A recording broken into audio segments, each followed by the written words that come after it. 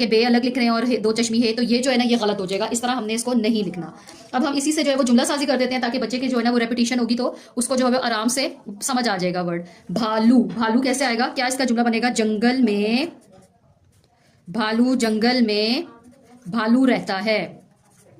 भालू कहाँ रहता है, भालू जंगल में रहता है। अच्छा, इसके बाद क्या आ जाएगा, भैंस, भैंस, भैंस, भैंस का क्या जुमला है, भैंस दूध देती है, ये तो जाहिर है सबको पता है, बहुत आसान सा है, कौन दूध देता है, भैंस दूध देती है, ये इसका जुमला बन जाएगा। आगे हम देखें हम किसका बना रहे हैं, भाई, भाई किधर है, हम सिंपल जुमला बच्चे से पूछ सकते हैं, तो या बच्चा कहेगा भाई सो रहा है या भाई स्कूल जाता है, भाई स्कूल जाता है, ये इसका जुमला बन जाएगा। आगे हम देखें और क्या हमने लिखा है, भाप, बहुत आसान है, भाप बच्चे को बताएं किसको कहते हैं, स्टीम को, तो गर्म पानी से, गर्म पानी से भाप निकलती है।